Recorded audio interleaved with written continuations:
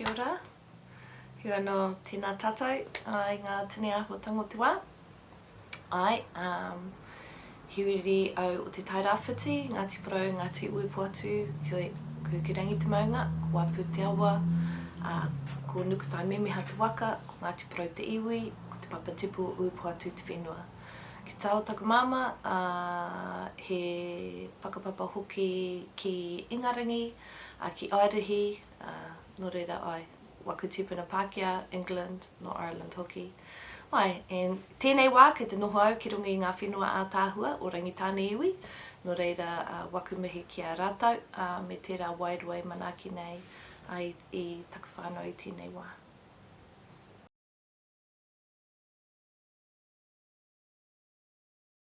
Kia ora tātai, yep, Ronnie, taku ingoa. So my father was one of those ones that left the coast to go studying, and then eventually was called to Massey University by his cousin, Akwapi. And so my brothers and I have been schooled here in Palmerston North with the beautiful Rangitāne people, Ngāti Kōwhata people, and then every other time outside of school we were back home at Ruatoria. And I come from a long line of very politically active women, both on my nan side, my Pākehā nan, Nola, and then on my father's side of my nanewhiu Taikaha. And so while I wasn't necessarily consciously aware of that political lineage, have always had a huge interest in politics, a huge interest in having voice in terms of being able to express the issues of our people, which of course when I grew older realised was actually about freedom, and actually about our liberation. And Mariana Pittman, which many of you will know, she talks a lot about liberation, and that even though we can get bogged down in the sadness with regards to what has happened to us, that actually it is the love of ourselves and the love of our ancestors and that desire for liberation that will continue to push us forward and keep us motivated. And so I feel that that has really been a huge part of my life, even though I didn't meet Mariana until I was older. So I've always had a great desire to ensure that Māori perspectives and, Te Ao Māori understanding is included, but also, really understand, so what has happened to us? Because we live in this society where we have certain structures and systems in place, but in many ways they're not us. And so having a deeper understanding of what those are and what are the ways that then we might resist those has been a huge focus of my work.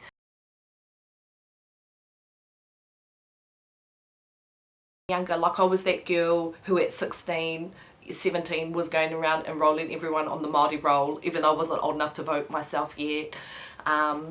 Took up all those platforms, head prefect, etc., did the manu kōrero speeches, but I always knew that there was something missing. That's what I mean about a deeper understanding of our systems and structures that are in place, and just knowing something is wrong, but never being quite able to put my finger on what that is. And of course, what happened is that then, as a young woman, I was serving as the president of the National Māori Tertiary Students Association, Te Mana Akonga, so I'd shifted to Wellington, to take up this lobbying role, and Moana just happened to be the mentor of this association, and so I met him, and basically so very grateful to Moana and Mariana and people like Ani Makaere, because their scholarship has really answered that question for me, like what is it that is missing, what is it that I wasn't quite understanding. And of course what we know that to be now is Mātike Mai, that is what is wrong and is the huge task of our generation to try and address. But I'll just tell you this story about Moana, okay? And so what happened is that when I first met with him in Wellington, I was introduced to him by Helen Potter, who was the outgoing president, and I was coming in, and I knew who Moana was, of course, but you know, I was like 24 years old, and so when I was meeting with him, we were just having a discussion about treaty issues in general. And what happened is that I was asking him one of those questions I didn't understand, and that was that although, of course, you know, land is hugely significant, te reo is hugely significant, the question that I posed to him was, you know, but why is it that in treaty settlements that's what we have asked back for and not political power? Because it seemed clear to me that that was the overarching issue about how all those things had then been stolen. And what he said to me was, yes, Veronica, you're right, and when you put in your Waitangi Tribunal claim about that, I'll support you. And yeah, I've had a few moments like that in my early life with these mentors where they have emphasised the importance of doing the mahi. Yeah, where I have thought, no, I'm just, you know, one, I'm just a fan. Two, I just, you know, I'm asking for myself, you know, and three, that there'll be lots and lots of people doing this type of thing. And what they've all consistently stressed to us is know that if you can see something, if you see injustice, you know, then there's a great obligation and responsibility to do something about it. And so really, you know, I've had my professional work life is that I've continued to work in policy and politics, but in particular have had great interest in engaging others in what they call the teaching and learning process. So education, but teaching and learning specifically being about how is it that you bring people into these kaupapa, what are the effective ways to teach so that we can feel empowered and be, you know, become in love with this journey of liberation, because of course so much of our history is so much of our contemporary society that we have to deal with is so traumatic. So what is it that we can do to ensure that our people become deepened in our understanding and knowledge of, one, ourselves, two, what has then happened in this country, in a way that isn't about despair but about hope, you know, for the future, and particularly, you know, what it is that we can each contribute to making a better Aotearoa.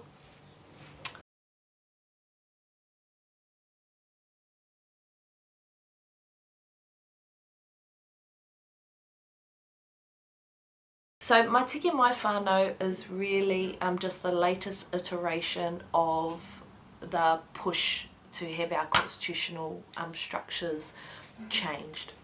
Now, it is not the first one, because anyone who knows or has a look into our history is that since the very setting up of Pākehā Parliament in 1854, so from the New Zealand Constitution Act 1852, first elections we had 1853, 1854, and it was only in the following year that the very first approach to that Parliament was made in terms of ensuring that there was a clear communication that continued with Māori as rangatira with tino rangatiratanga over the whenua.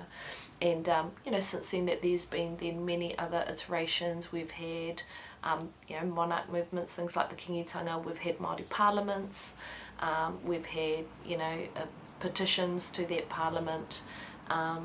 You know, and just lots of dreaming about what might be a different way that better reflects actually, you know, the first laws of these land, tikanga and kawa, but then, you know, and also just that shared, you know, decision making that was meant to occur. And so Mātike Mai is just the latest of those. It is a call for constitutional transformation, as our whai Margaret and Pamona were talking about it. Why? Because constitutional change, that argument has really been captured by things like, you know, needing to entrench the Māori seats. But we just need to really ensure that our understanding of it in terms of, you know, what is actually a kāwanatanga sphere and what is a rangatiratanga sphere is clear. Because of course entrenching the seats is still about kāwanatanga. And why it's really important that we do have a large presence there, it's not the be all and end all, so we need to yeah, we need to make sure that we have this understanding of rangatiratanga and actually how it was meant to be.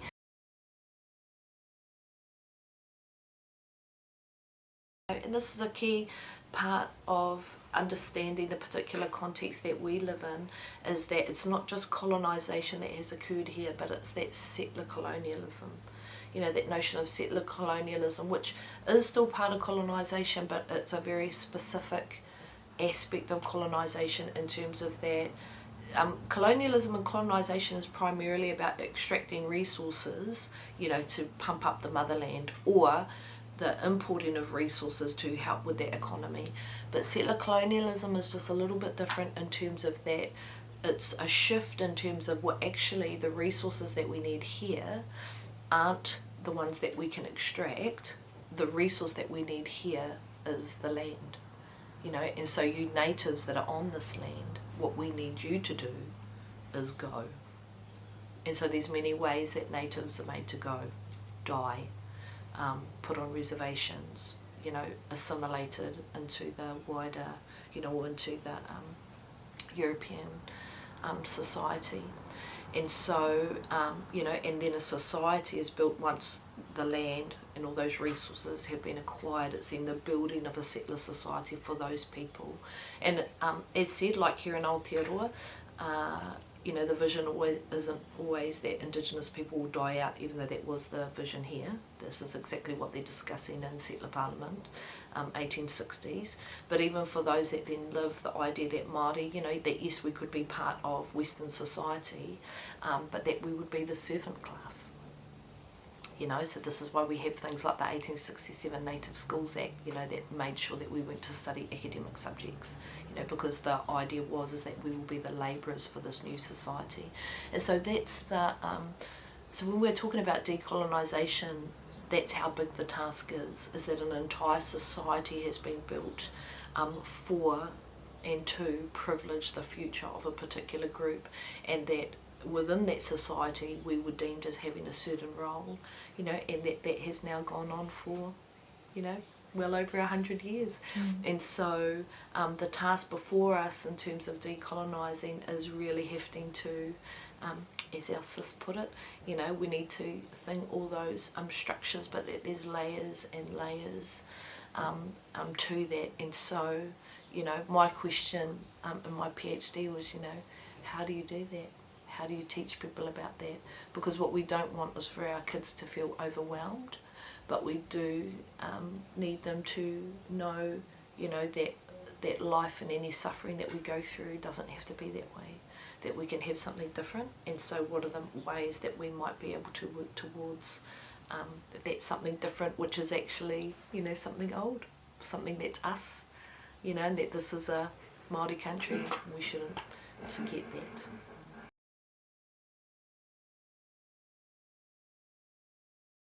The Human Rights Commission, for example, have an outstanding Māori strategy that talks about Mātike Mai, the need for Mātike Mai. So whānau, and this is the main thing as well, you know, whether you're a younger person, you know, or an older person, is that things that may have seemed really impossible, you know, a couple of decades ago, people are now really talking about.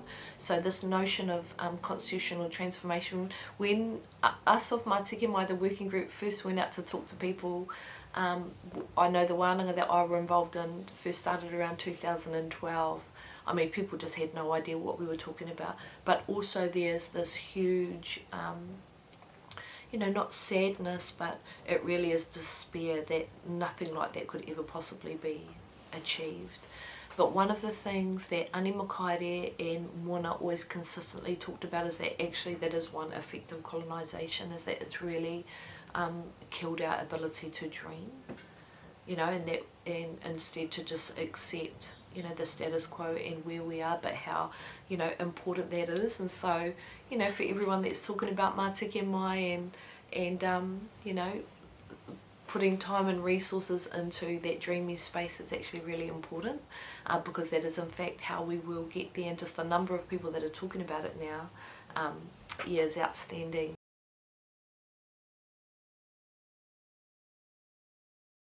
So really whānau, you know, Māori rights, aside from Article 3, do not come from Te Tiriti. So in Article 1, it was the Crown that was given rights to have a presence here in terms of an authority here to govern over their own people. In Article 2, tino rangatiratanga is just a reconfirmation of rights that we already have. That was our mana motuhake, mana whakahaere, depending on where you're from, those will be called different things, and they were encapsulated in that notion of tino rangatiratanga, which, from he whakaputanga, translates to independence, to be able to continue, and that life in Aotearoa would be able to continue as per usual. Article 3 is then when we get something new, which is that if we wish, we can enjoy, the rights of British subjects. That was specifically about things such as trade and our trade aspirations, because, as many people don't know, but that just previous to the signing of Te Tiriti, and then in the right through 1840s and 50s, Māori were on our way to being very wealthy. In terms of our trade engagement, which had been, half of the point of the relationship with Britain, to continue to be able to expand, and that they would do so with our ally. And so really, Te Tiriti o Waitangi is our local, reconfirmation of Indigenous rights, document, Te Tiriti. Then the UNDRIP, United Nations Declaration on the Rights of Indigenous Peoples, that is then confirmation of those very same rights, but on the international, in the international context. And so UNDRIP took, a long time to draft, like 20 years, and then, finally began to make its way through the different UN systems up to the General Assembly. And in 2007 was adopted by the General Assembly, but rejected, as in voted against, by 4 countries, 4 nation states. Who are those nation states? Surprise, surprise. New Zealand, Australia, the USA and Canada. And what is it that those 4 countries specifically have in common? Well, is that they're not just places with histories of colonisation, that they are settler colonial spaces. That same process where Indigenous peoples have been removed from their land, and then a settler society built. And they all use the same excuses as to why it is that we shouldn't sign. Things such as, with regards to lands, with regards to recognition of Indigenous laws.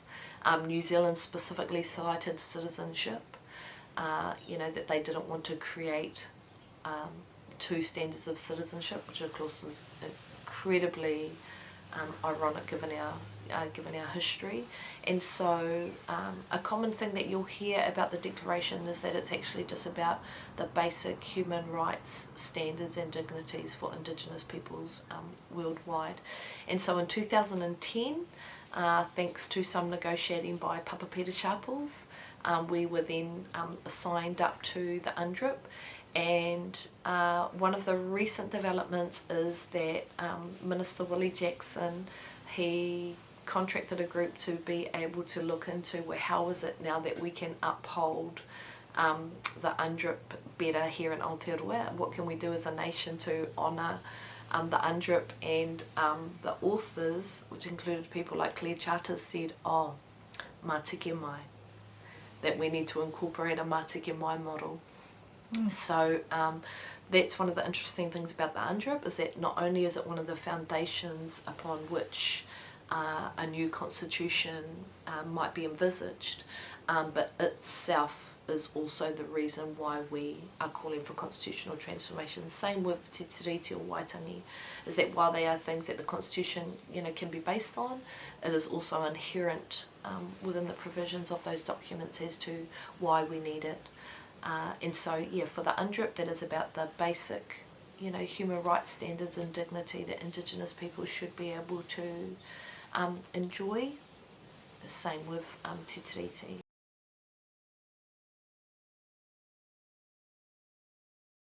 There's sort of 2 things with regards to both Te Tiriti o Waitangi and the UNDRIP in terms of how it is that we move forward. And that really is that you know, there's two things, and one thing is that, you know, it's that actually we have this huge history now where that needs to be addressed, where we have these entrenched, you know, inequalities, because of course at the signing of Te Tiriti, you know, there were concerns that our ancestors had about how our British guests had been, you know, treating other Indigenous peoples, but that at the time, you know, this is a Māori country. What happened would have been completely, you know, unanticipated by many, certainly concerns about it, but unanticipated that that type of thing would happen. And, you know, undoubtedly our ancestors would have never signed if they had fully foresawn what would occur.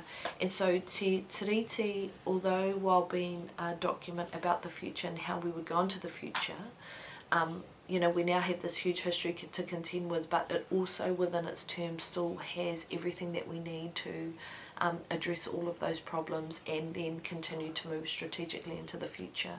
And so in terms of it being a document that addresses need, that notion of need, or where we are experiencing inequalities, you know, there are clear guidelines right throughout its articles as to what we need to do. Second thing though is that, you know, once we get to a future where, you know, hopefully inequalities don't exist, it does still also provide the framework as to how we move into the future.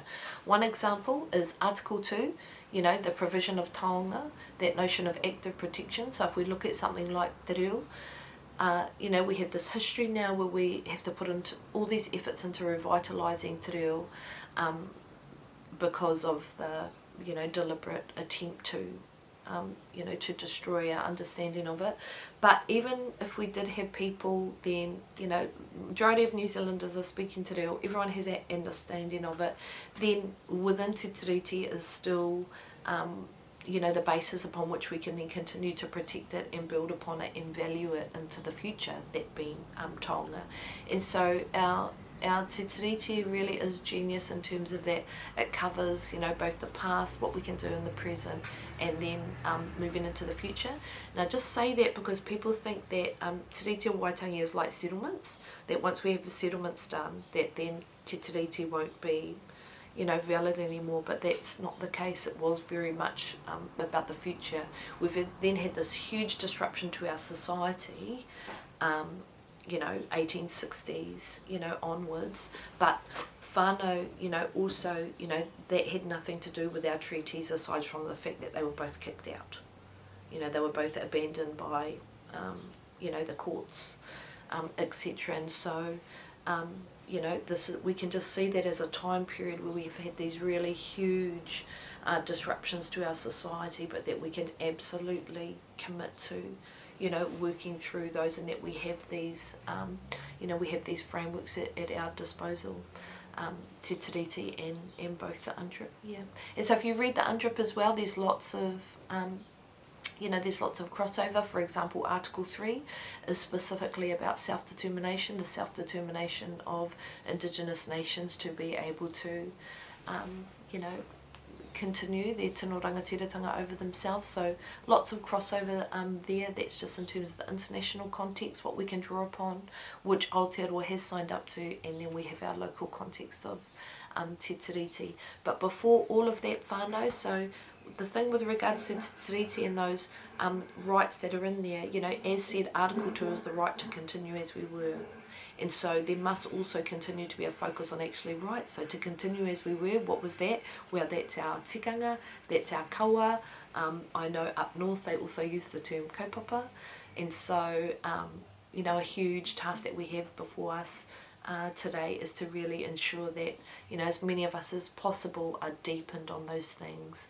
And so, you know, we know that some of us have access to tikanga, some of us have access to kawa, some go to marae, but for all of those that have been, you know, disempowered or have been disconnected, that, you know, we have a huge task before us to really be able to, you know, reach out to them and to bring them within the fold.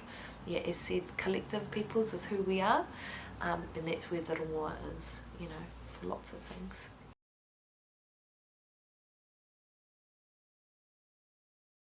And so Mātike Mai has been about really just engaging people in that teaching and learning process so that we might dream about what might be different. And the particular question that the working group that we were given was, what would a constitution for Aotearoa look like that's based off tikanga and kawa, he whakaputanga, te Tiriti o Waitangi, and then the United Nations Declaration on the Rights of Indigenous Peoples.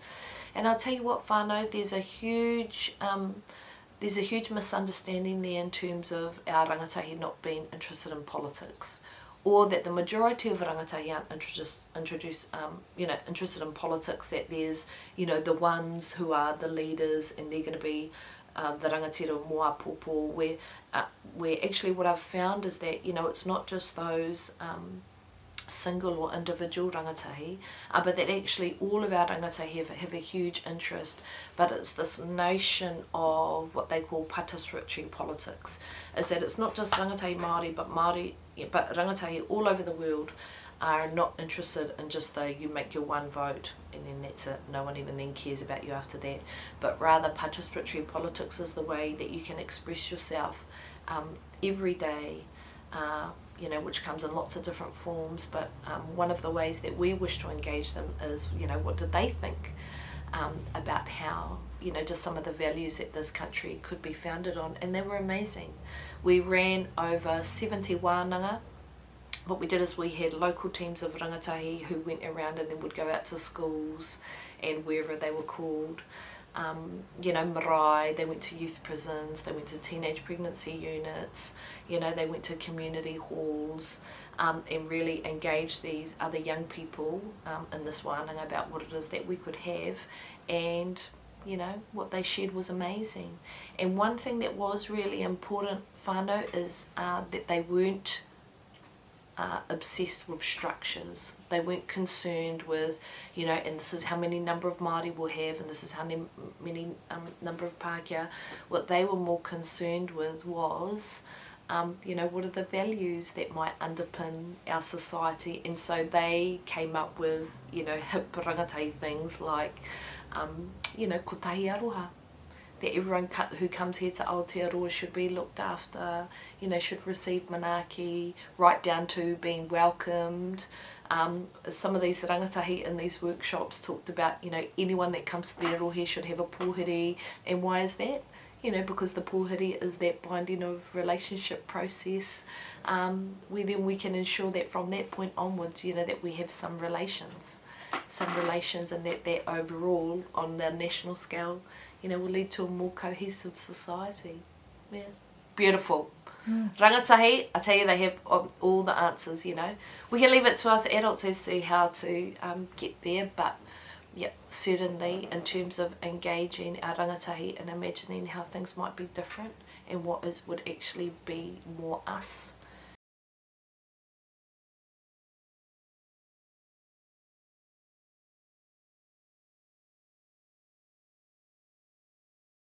So when Don Brash first gave his speech in Orewa, and this is often the case with politicians, is that they think that they're just giving speeches to, what can be their close community or friends. But of course what happened where I was at the university is that then that emboldens racists. And so we had a lot of students that were under attack at the time in terms of just challenges that were completely uninformed, like, so Māori, you're not going to be getting your cheque in the mail anymore, and you're not going to have your quota in terms of being able to enrol here in whatever course you want, which of course are all things that are completely untrue. But so what we did is that we formed a group, Te Ata Kura Society for Conscientisation. This is while I was still at Massey, and so this was one of my points actually in terms of then how does that we can address things, is that people must have community. When people don't have community, they can feel alone and then become susceptible to behaviours that really are manifestations of that loneliness, and misunderstanding. And so for us, we were really lucky because we were able to form this collective and really have then been on a journey to conscientise ourselves. So that whole notion of conscientisation being not just the deepening of the awareness, but then what it is that you do about it. And so this is the Brazilian theorist Paulo Freire, that people like Mariana and that love, because there's a couple of aspects to his theories, but that first one, conscientisation, is really that the whole point of learning or deepening your understanding of something is to then do something about it. And so we as a rōpū have been engaged in a few things, including the submission of that tribunal claim that Mona wished us to submit, which he said he would support us to. And then aside from that, other things like that we have then, you know, taken others up to Waitangi for the Waitangi commemorations for 10 years, right up until COVID. So I'm really having Waitangi FOMO in terms of the last 2 years. Not that there's others to be jealous of for those that didn't go, but looking forward to that. But yeah, so we have that's our squad. And funnily enough, even though we were all studying different things, many of us are now educators. Like we now are, Tiriti o Waitangi educators, decult educators, Mātike Mai educators. So yeah, I'm just one of a group that is committed to really, that transformation of Aotearoa that Mona and people like Whai Margaret Mutu talk about, right from the constitutional structures that we have done in Parliament down to what does that mean for our everyday lives. And so that's a current interest of mine, is that we have this obsession with kāwanatanga and the kāwanatanga sphere and sort of what's going on in mainstream politics, whereas we must not neglect the need to focus on tino rangatiratanga and the building of our own communities to be able to exercise greater self-determination.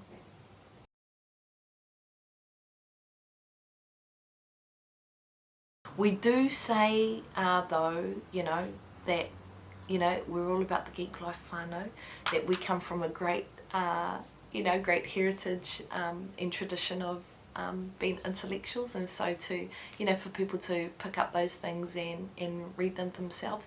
But of course that it's always better to do as a rōpū, that to go through so that, together you can debrief. And of course we know, what is debriefing in Te Ao Māori is that notion of Wānanga, where we can really connect on that deeper level to, not only to each other, but the evidence that we've been presented with. And then of course all the spiritual elements of Wānanga in terms of that, these are the dreams of our ancestors, that people have provided evidence for, and so, that they can only help continue to guide us.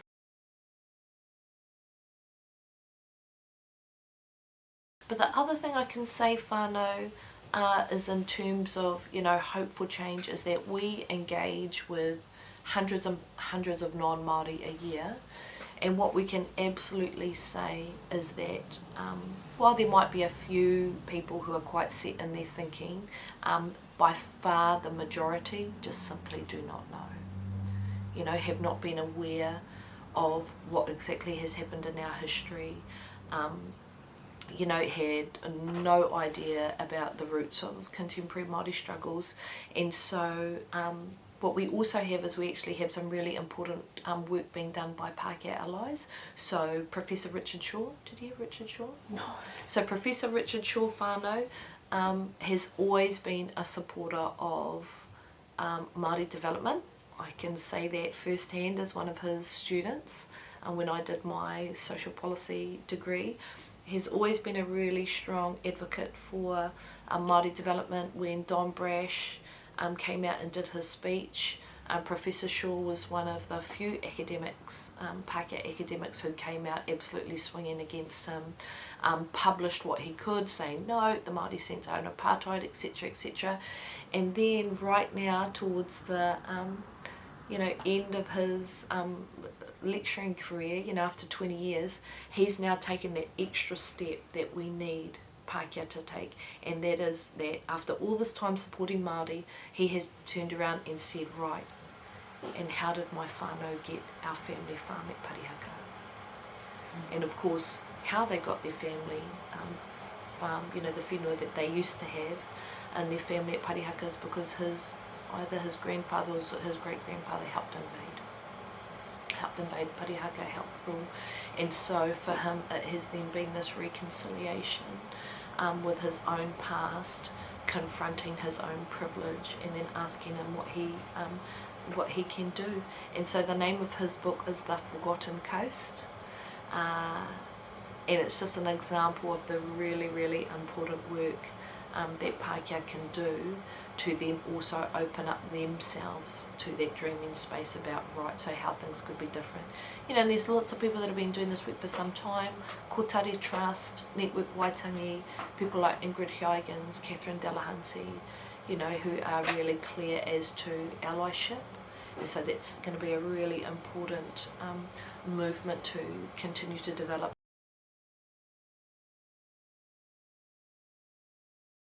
First and foremost, you know, we will go through we'll do a tiriti analysis based on the provisions. But first and foremost, you know, we know that gambling is something that causes harm. And so at a very, very basic level,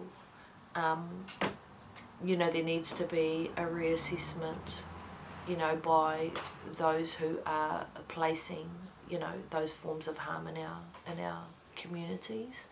Because, you know, tino rangatiratanga is defined by Mona is really about, you know, it's about a couple of things, but it's about the right to define, but it's also about the right to protect, you know. So yeah, there needs to be some greater commitment around that, to understanding, you know, the effects of gambling on Māori communities, but then what might be te tiriti, you know, analysis of that. And so if we just take that as a given, you know, that gambling is meant to be for entertainment, is it? So what it's meant to be? Yeah, it's meant to be for entertainment, but actually we know that it's harmful. We know that it's been, you know, that all the studies show that they, you know, with things like pokies, the lights, and that, you know, it's actually, you know, addiction, you know. You know, addiction on all types of levels, but including psychologically. You know, if we take that as the, you know, a base argument first and foremost, well, actually this is something that causes harm to our communities, well then, you know, then a tiriti analysis of that is really clear. And so, for example, Article 1, the provision of kāwanatanga. So, as said, kāwanatanga was a specific thing in 1840. You know, where it was meant to be just British, you know, ruling over British subjects. But in the meantime, while we continue to have our discussions about constitutional transformation, the principle, if there was any principle that was going to be appropriate, it's that notion of good governance, and that in the decisions that are made, you know, by those who are governing, you know, be it local government level, be it other local authorities, be it the companies that place those machines, or be it at central government level, you know, that they must do so in a way where they are cognizant of responding to the obligations and the responsibilities they have to Māori communities. And so obviously doing things that put, you know, Māori communities in harm would be completely, you know, contradictory to that. The other thing though about kāwanatanga and that notion of good governance is that, you know, the fact that the government's making poor decisions for us is no surprise. You know, that's been happening for, you know, how many hundreds of years. And so there is a real need in there, you know, in terms of kāwanatanga to engage Māori expertise. And so, you know, if there are things like a National Māori Gambling Advisory Board that is, you know, or a lobbying, you know, group that is lobbying government in terms of ensuring that they are held accountable to the decisions that they are making.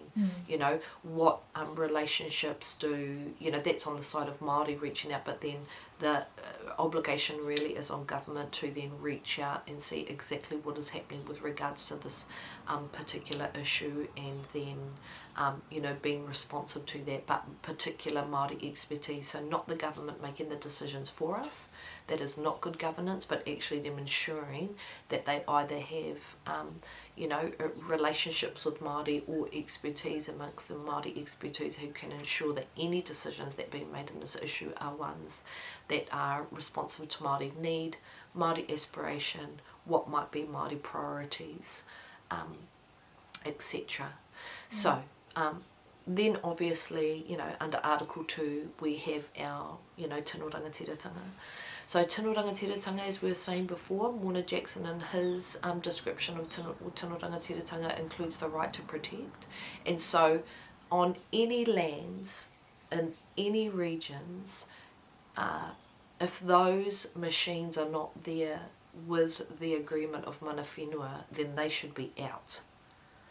You know, because if, you know, and it really is an affront to tino rangatiratanga in terms of when those communities, you know, are you know, or their desires or what their priorities are just being completely ignored. And this is the problem with, you know, capitalist society as we have it, is that, oh no, well this is my business and, you know, I can have whatever I want in here as long as I'm not breaking, you know, central government law.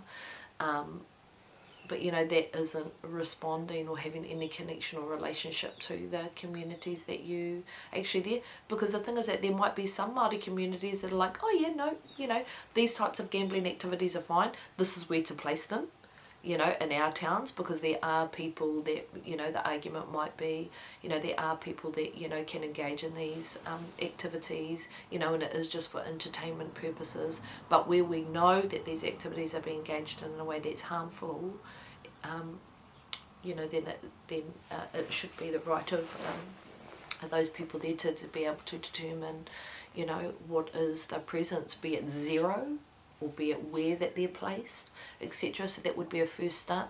The other thing about tino rangatiratanga e whānau is that it is about that collective, you know, that collective decision making. And so one thing that we do know, you know, about gambling is that, you know, it doesn't just harm the individual, you know, that those individuals are member of families, you know, they're member of communities, and that it is especially the whānau that suffer.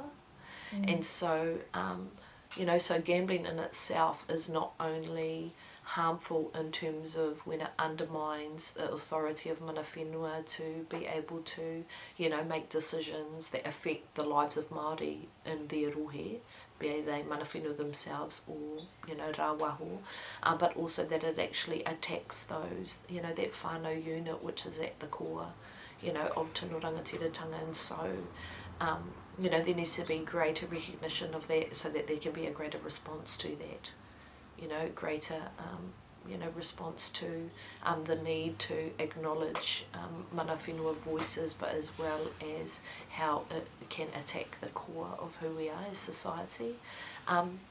In terms of, you know, in terms of taonga, you know, the provision of taonga in there, while taonga has traditionally been, you know, talked about in terms of Sir Hirani Mokumid, you know, he talks about tangible and intangible.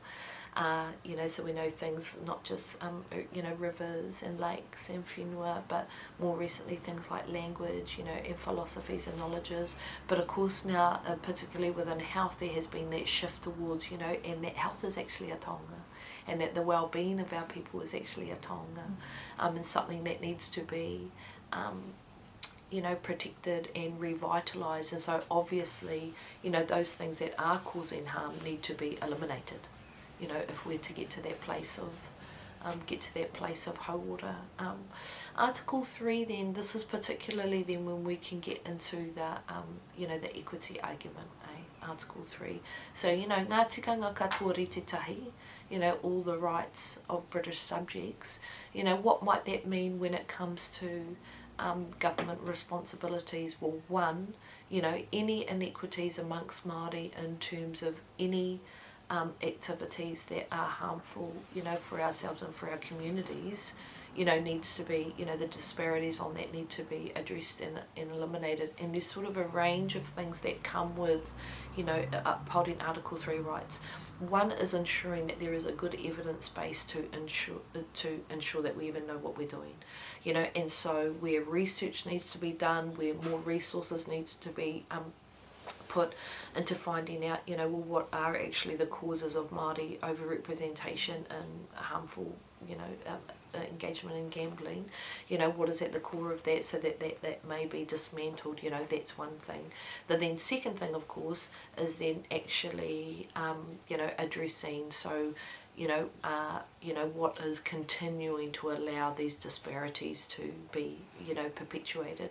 And so, for example, like, you know, like alcohol outlets, as we were discussing, we know that there is, you know, a more dominant presence of, you know, gambling machines in our communities, which is, you know, not only by Article 3, but overall Tiriti, you know, that's a real, you know, that's a complete breach, you know, a complete breach of our Tiriti rights to be, you know, just as healthy as all other New Zealanders. And so if we did have a principle that was appropriate, you know, for Article 3, you know, it is that notion of equity.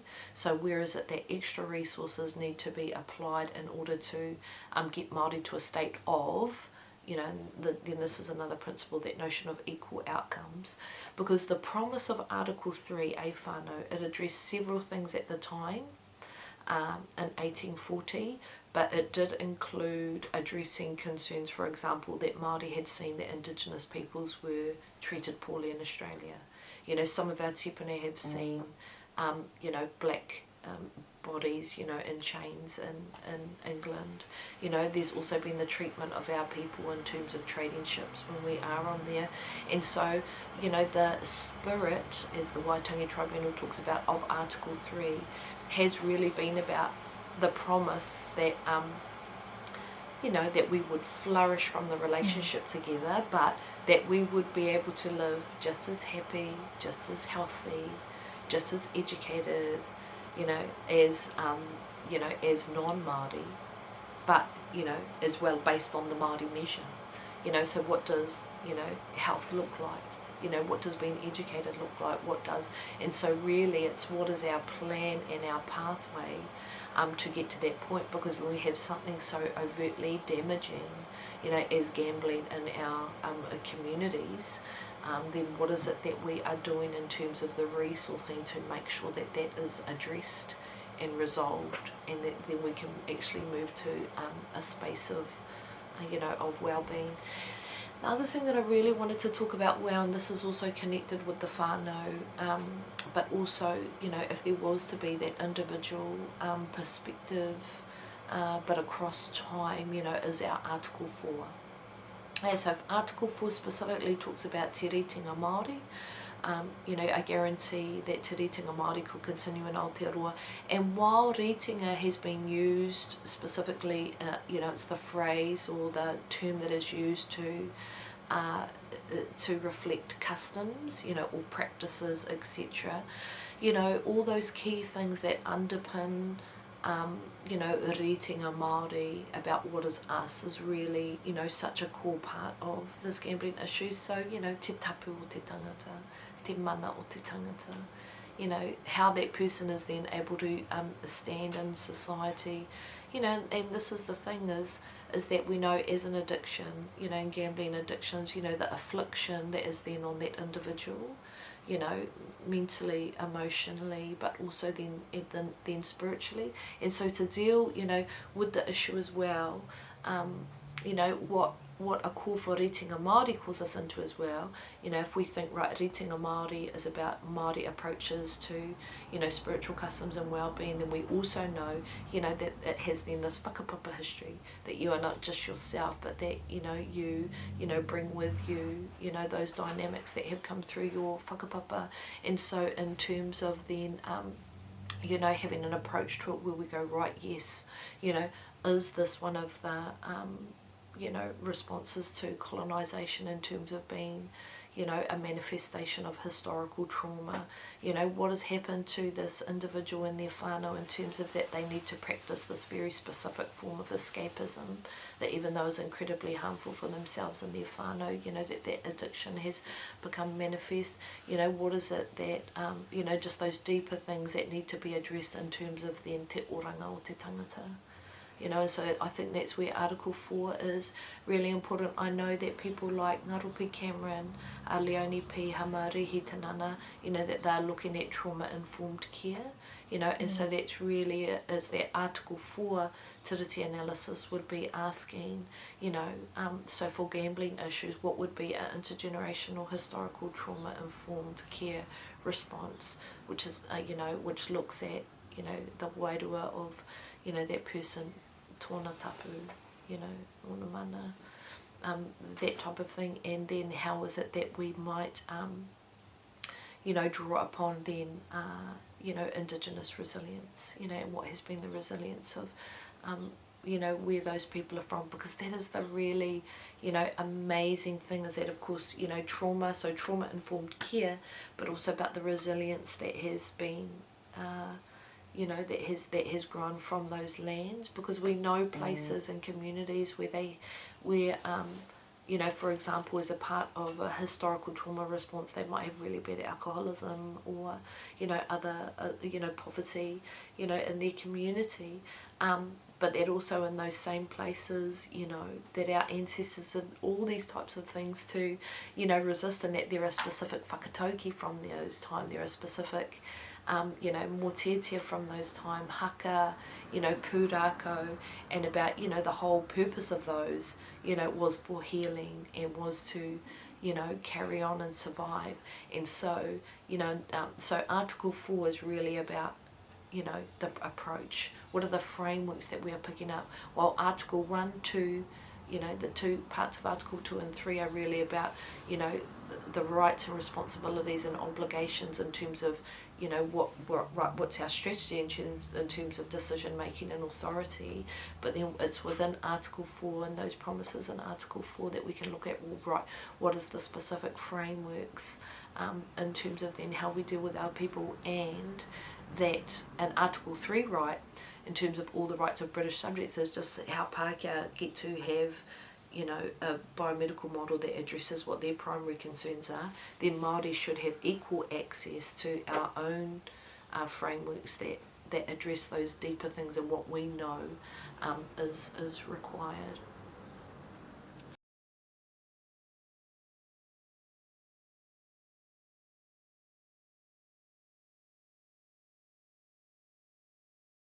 You need to find your people.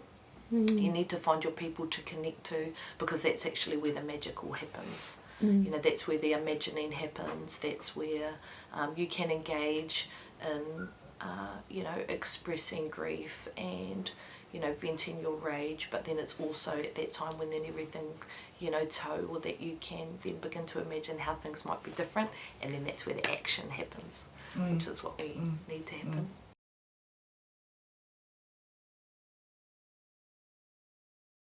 You know, I really can't overemphasise the influence that having Wana and Mariana and Whai Margaret pick us up meant for us as a group. So what happened is that, so we just started going to Waitangi, our Te Ata Kura group, and yeah, basically I had already met Mona, but then people like Mariana were like, who are these kids? You know, just sort of rolling up on their own. But yeah, they sort of, their adopting of us, or our adopting of them, and then their mentoring of us has really just meant everything in terms of our understanding. I don't know what my understanding would be like currently if it wasn't for their presence in my life.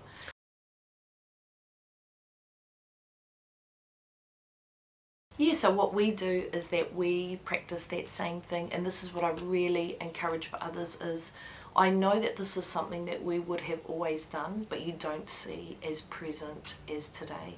Even though it is happening in little pockets, like of course we know Pakeke are training those up for, you know, the pai, you know, for, you know, to fulfill roles such as kaikaringa as well. But I think also just in terms of that critical consciousness and that knowing, it's such an important aspect to be able to sit down and Wānanga and go through all of those. Yeah, so that is something that we practice. So when we go up to Waitangi, for example, we take what we call our Te Ata Kura babies. Yeah. They're not really babies, but you know, our younger students.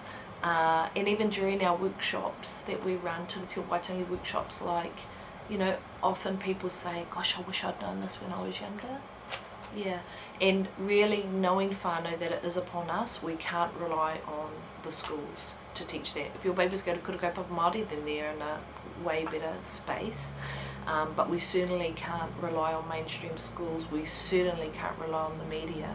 And so in terms of those kōrero tuku iho about who we actually are, but also then the analysis of current day issues, it's just so hugely important, you know, because that's us, and this is what we say to you know, younger ones who maybe did used to think a certain way, or the great aspiration they had was to go into Pākehā politics, you know, is that that's us, te ao Māori, is that that's a time of growing. You don't need to know, you don't need to be ashamed of the fact that you're learning, but that what we must do is commit time to each other and connect with each other to be able to deepen ourselves on that, and that you know, that learning is lifelong, but that we live in such an incredibly exciting time, because all the new evidence coming out of the tribunal is a real reflection of, you know, who we are and exactly, you know, what it is that we understood with regards to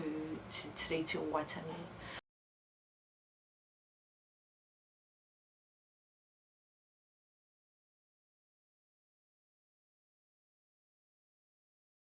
So all I did, as said, and this is the huge challenge we have now, right, is that they're wanting to teach history in schools.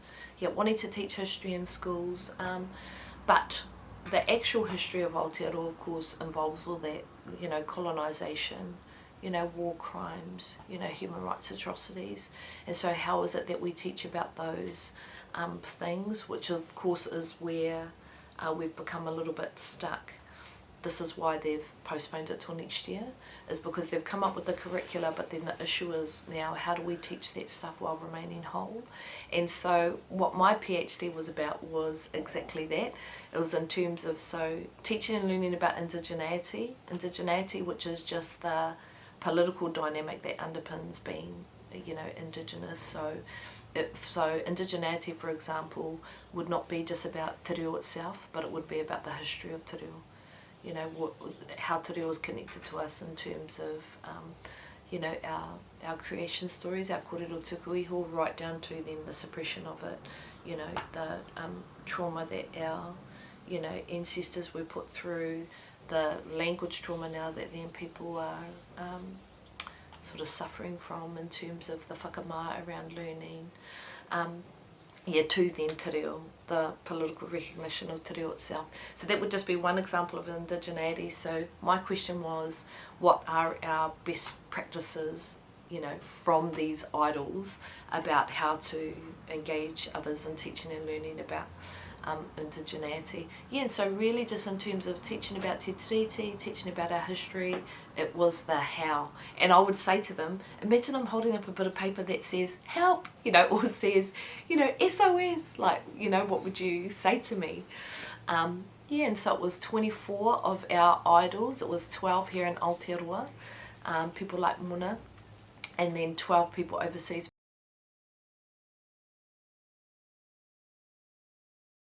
And then I have a particular interest, this is from being Ngāti Porou, I have a particular interest in citizenship. And so my other question was with regards to what is the best ways to engage in education about these really difficult kaupapa, what are then the implications for citizenship education? And so this is my one criticism of the notion of history in schools, because it's not history in schools, it's now in schools, it's, you know, everything that we know has happened in that past, including the setting up of that society where we are meant to be underprivileged, you know, where that was actually the plan, that we would be these second-class citizens. And so for me it's been about, and then what are the implications now in terms of citizenship education, which we don't really do in this country, you know, but which we should.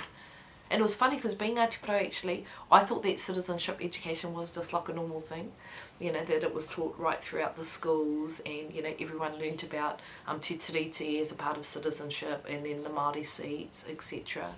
And so it was in my masterate studies actually that I went to do an analysis of the units offered by the Ministry of Education on citizenship education, particularly with regards to the Māori seats. This was because it was around the time of the where certain politicians keep on harping on about needing to have a referendum on the Māori seats. So I did something very basic for my masters. I was like, awesome, okay, so if we were to have a referendum on the Māori seats tomorrow, what exactly is it that people would know about those based on what's taught in schools? So went through the Ministry of Education units. There were 70 something in the social sciences to have a look at what it is that they teach, because I wish to do a critique of those. And of course what I found was that there is nothing, zero. So I had to expand my focus for that, but yeah, overall we still do really poorly, and every couple of years there's a select committee or an inquiry into this type of education, civics and citizenship education, and then everyone says, yep, we need to do something, we need to do this, and no one does anything. So the closest thing that we have in terms of a move is that teaching of history in schools, but as long as it is done from the perspective of people know that this is how history has then shaped our current day. Yeah, so that was my PhD, I suppose.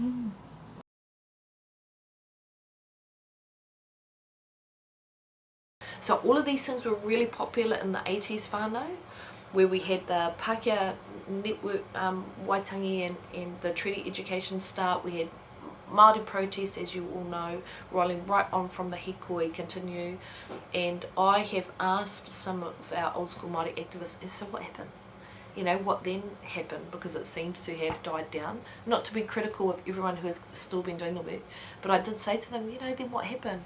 And basically people said, treaty settlements, in the fiscal envelope. And so Māori, for a period of time, we have had to reroute, our energy and our resources and our time to address these things, particularly while the historical treaty claims process was open, which of course now closed. So 1985, the jurisdiction of the tribunal goes back to 1840. 2006, it then closes at 2008. So we've had this period of time where hapu, have had to reorganise themselves, to be able to engage in that settlement process. But now that we have gone through many of our claims, many of our settlements, we're now into our kaupapa claims. This is now a renewed time for us to look back at what might be our educational priorities. Mātike Mai is one of those.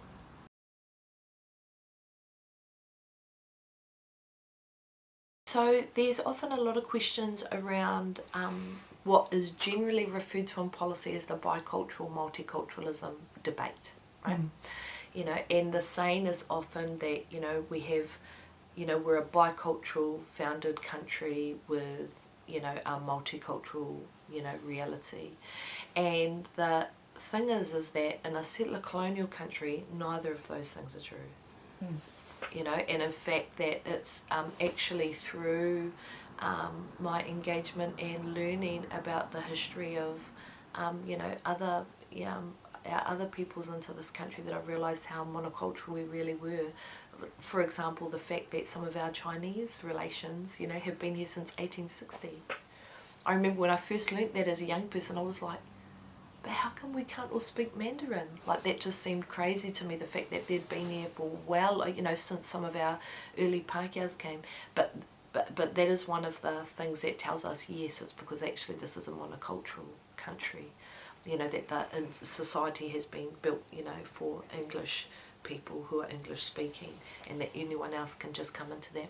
And so one of the ways that we engage in Mātike Mai is in terms of that, yes, there's a kāwanatanga sphere, and that does include anyone that has then come in with the Crown, for example. So, tangata whenua being us Māori, and then others. So be that Crown peoples in the 1860s was made up of, our English, Irish, Scottish ancestors, and that now they have, that throughout time there have then been different waves of immigration as has come under the Crown. So that's the first thing, is understanding that those people are tangata tiriti, that's how they come in.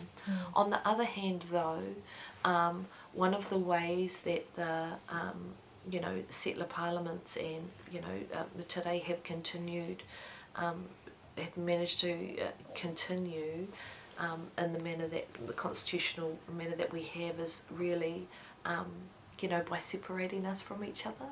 And so, for example, you know, whether you're a Chinese community, whether you are, you know, another Asian community, whether you're a Pacifica community, like, we don't need the government in our relationship to each other. You know, we can simply make relationships directly with one another.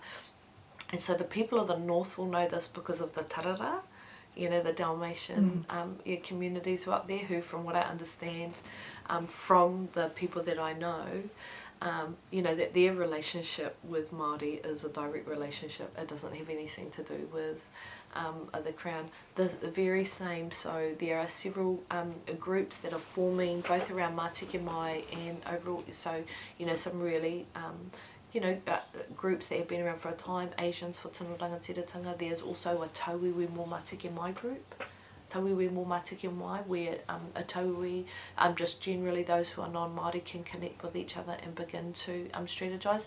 And what those groups will tell you is that it's about their own relationality, like understanding where they are, understanding histories of colonisation, and the question really is, do you wish to contribute to what is just in this country, or are you just going to ride the wave? You know, you're just sort of going to exist and enjoy the privileges that you have, or struggle with the particular discriminations that you are subject to, or that, you know, if you did wish to, you know, fight for more just Aotearoa, that there's a very specific way that can be done in solidarity with tangata whenua through developing your own direct relationships with us, you know, that the government doesn't have to have anything to do with, you know. But we know that that divide and conquer sort of approach has been one thing that has been present for a long time, you know, initially with hapu and then iwi. We see that right throughout the settlement process now, where, you know, some iwi groups are offered land that belongs to another iwi group, so all the divisiveness that happens there. Well, of course, that is also what has happened with, you know, with us, and often happens between Māori and Pacifica with regards to resources. You know, where where the government's idea that there's only finite resources, and so then the need to compete against each other, when in fact we don't have to do that. You know, we don't have to do that. And that overall, you know, what I know, the understanding that tauiwi, you know, and Pākehā come to with regards to tangata whenua and with regards to Indigenous peoples, is that, you know, the Māori world is an option, in terms of that it is an approach, it is a lifestyle, it is a worldview that you can choose to live, and it only lives here. You know, the English language, for example, is in no danger of becoming extinct. If we stop speaking it here, you know, I think it's going to be fine.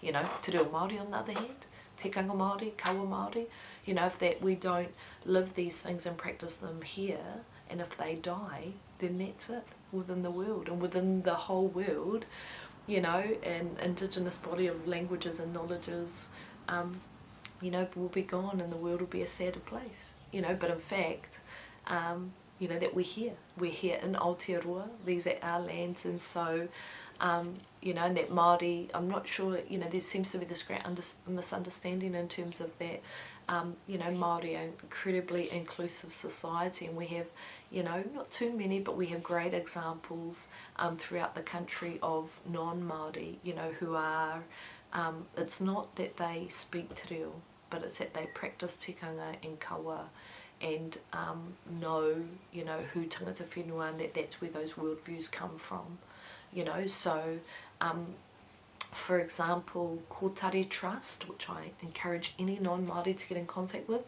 Kōtahi Trust, for example, they talk about, you know, who were the Pākehā that rangatira thought they were signing the treaty with. That's who they want to be. You know, who Pākehā, you know, who the Pākehā were, who rangatira thought. And we also know whānau, you know, there's evidence that, you know, Pākehā Māori, so those Pākehā that had come long before treaty signing, but, you know, they're not necessarily here to trade, they're not here to take resources, they are here to, become part of our communities. They have adopted a Māori lifestyle, they've been welcomed, onto our lands by us, into our families, and in essence become Māori.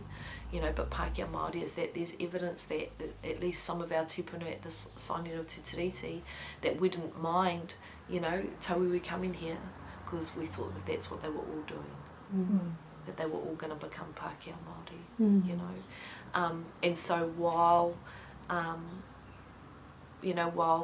that definitely didn't happen, there's no reason why it can.